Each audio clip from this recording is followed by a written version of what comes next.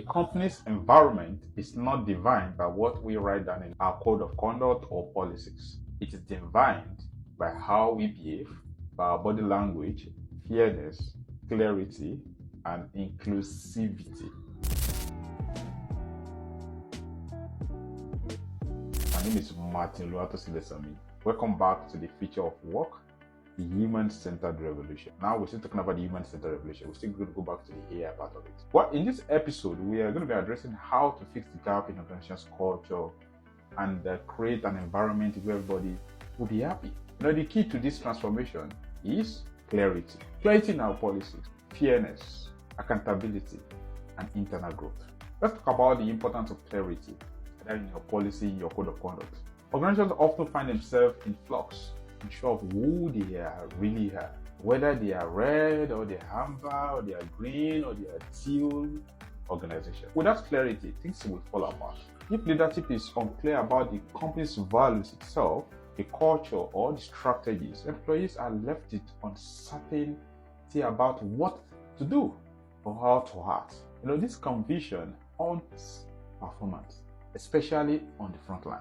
If you are not clear on who you are as a company, don't be surprised when your employees aren't either. This is a very popular known quote. People need to know what they are working towards. When they have clarity, they can align their efforts. But without that clarity, they will just follow their own assumptions, which leads to a lot of misalignment and a lot of underperformance in most delivery organizations. Let's also talk about the importance of fairness. Fairness is crucial. People are always watching. That's what people don't know.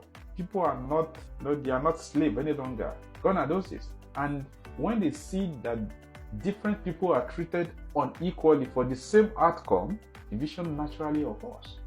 I've seen situations where leaders say one thing and somebody send me something like, hey, KPI doesn't matter.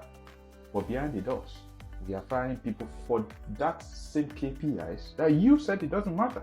This sends a lot of toxic message to people.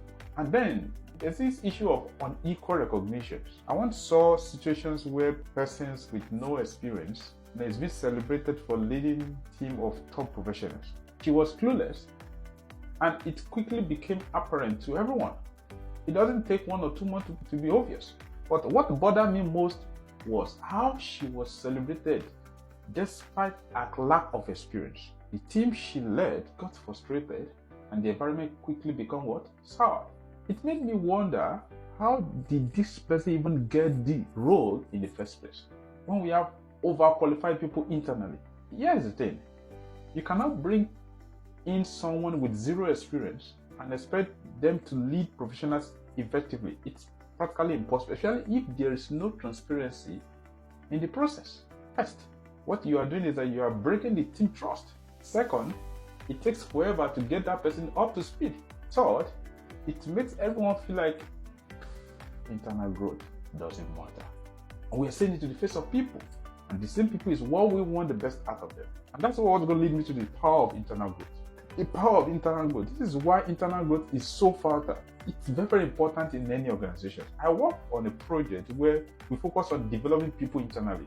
That's one of my first projects.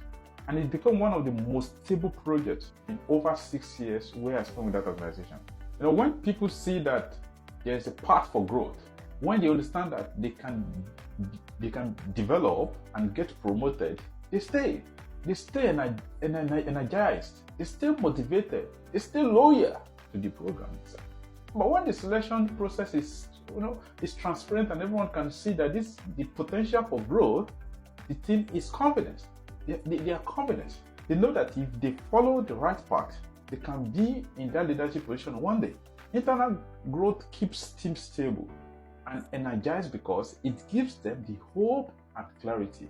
But when leaders put someone in a position without considering the internal growth or considering the fairness, or they undermine the whole team, you break the trust, you create frustrations, you risk losing valuable employees. This is why internal growth isn't just a strategy, it is a culture. Every individual wants to feel they have a place to make mistakes. I've made mine. Made mistakes, learn from my mistakes, grow from my mistakes, ultimately deliver. For an organization to succeed, it must provide a safe space for its people to make mistakes and grow. Without that, innovations will stifle. The real growth can't happen. We all want to work in a place where we feel supported, encouraged to reach our highest potentials. Not a place that, hey, you come in, you go out, you deliver, you don't deliver, you out, I don't care, this, no. So, in conclusion, as we wrap up today's episode, remember this: the right environment is essential for operational success. And I'm talking to all operations delivery globally.